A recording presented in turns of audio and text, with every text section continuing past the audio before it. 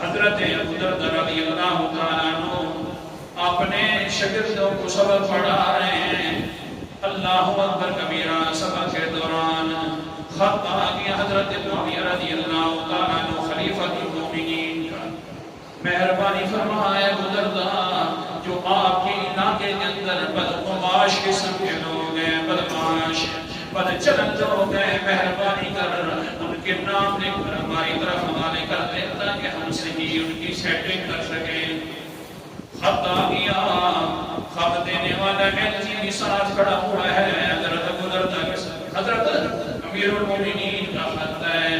فرمانے لگے حضرت ابو دردہ واللہ لا اعلم بہذہ. اے پوچھنے والے جا کر وہ خبر دے دینا کہ ابو دردہ کو بدماش لوگوں کو کوئی پتہ نہیں ہے، بد چلن لوگوں کا نہیں پتہ. مجھے تو یہ بھی پتہ نہیں ہے کہ بد چلنوں کی پہچان کیا ہے. مجھے تو یہ بھی پتہ نہیں ہے کہ بد چلن لوگوں کو کیسے ڈھونڈا جاتا ہے، استعمال کیسے ہوتے ہیں، ان کا طریقہ کیا ہوتا ہے. اللہ اکبر کبیرہ. ساتھ بیٹھے ہوئے تھے حضرت بلال کے بیٹے تھے. بیٹا بیٹھا ہوا تو کہنے لگا ابا یہ کوئی مسئلہ ہے، میں لکھ کے دے دیتا ہوں. جو یہاں پر بد چلن کے سب لوگ موجود ہیں، لوگوں کی عزتوں کے ساتھ کھیلنے والے موجود ہیں. اللہ اکبر کبیرہ. حضرت ابو دردہ رضی اللہ تعالیٰ عنہ فرماتے ہیں ٹھیک ہے بیٹا لسٹ بنا کر لینا تاکہ اس کے حوالے کر دی جائے. مہربانی کر. امیر المومنین کا حکم ہے. حضرت صاحب جلدی جلدی بلال لسٹ بنا کر لے آئے. فلاں بد چلن انسان ہے، فلاں بد چلن انسان ہے، اس طرح کے حالات ہیں اس کے اوپر.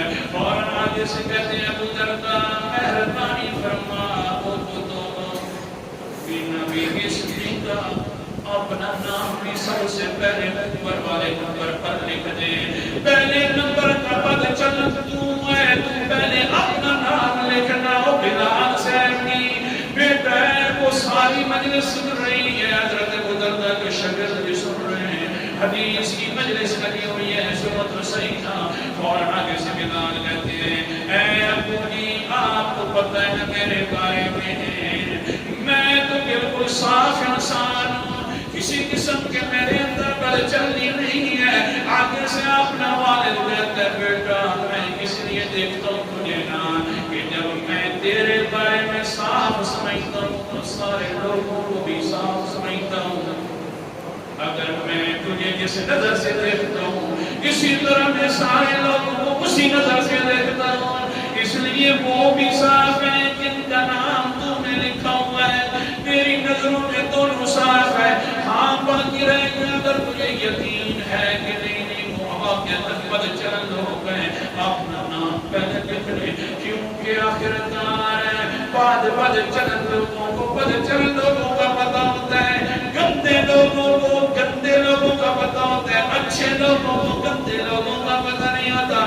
تجھے یہ پتہ لگ گیا لگتا یوں ہے کہ تم بھی اسی طرح کا گندا ہے.